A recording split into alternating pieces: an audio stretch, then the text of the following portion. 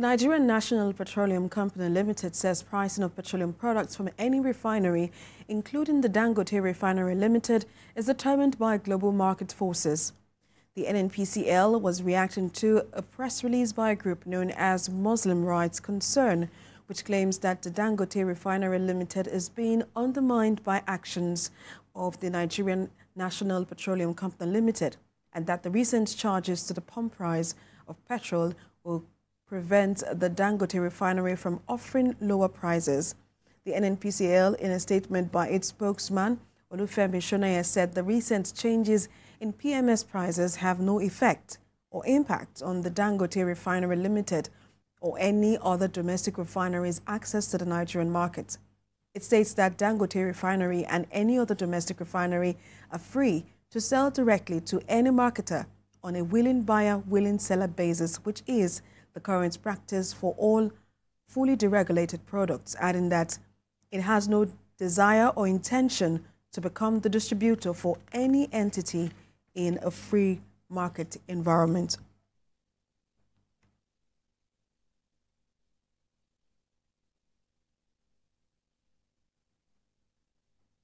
In other news now, the Bayelsa State government has held a public interactive session with key players in the state as it prepares to present the 2025 annual budget to the State House of Assembly.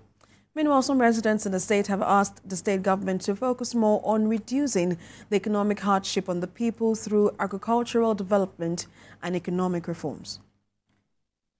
Attended by civil society organizations, top government functionaries, traditional rulers, and representatives from the three tiers of government, the one-day public interactive session is put together by the Bayelsa State government to involve key players in preparation of the 2025 citizen annual budget ahead of another fiscal year. With the second term of Governor Doyediri's development plan tagged assured, the government seeks to continue with its strides in agriculture, security, urban renewal, energy generation, amongst others. Assured, A means agricultural revolution and blue economy. S, sports and youth development. The other S is peace and security. U is urban renewal and rural development. R is robust health care delivery. E is energy generation and economic growth, and D, diversifying education towards innovation and technology. His Excellency has made it quite clear, his vision. There is a renewed zeal to drive agricultural production in this state. And I want to assure you, we are already discussing with farmers, the private sector, because we intend to attract investors into the state in agriculture. But for these businessmen, Festus Abunukeke and other residents of Yenagoa, they want priority focus on agricultural development and strong economic regulation to reduce hardship in the state. Even with the 70,000 naira minimum wage, you cannot afford a bag of rice of 90,000 naira. So if you can invest on these two things, if you can regulate the price of the commodities, then also invest more in agriculture so that the common man can have more food. Because if we have more supply, we can also meet the high demand of price. That's what I just believe in. Government have tried so much on education. So I think the government should actually be focused on agriculture and road infrastructure. That will boost the economy of the state. The state government is optimistic that the new policy focus will indeed ensure the dividends of democracy for all residents in the state. Joseph Kunde, TVC News, Yenagoa. Governor of Katsina State, Diko Rada, says most of the developmental deficit in the state and grassroots level can only be addressed through community development-driven approach. The governor was speaking at a town hall meeting in the state as he rolled out his citizenship budgeting and community development systems to promote good governance. Abdulatif Yusuf reports. The government is touring the 3 zones in the state to meet the people and carry out need assessments that will influence budgeting and economic planning. Here are people from Katsina zone. They have come to tell the governor their needs, concerns and challenges in their communities. Yes, this year we have witnessed less flooding.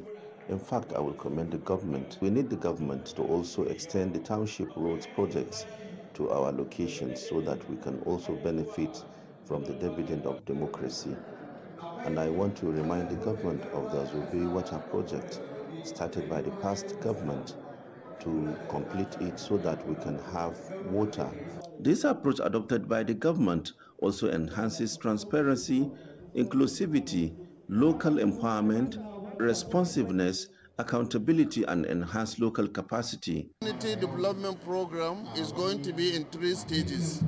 We'll have the steering committee, we have the joint planning committee, and then we have the local committee. So we want to establish a committee in each of the wards.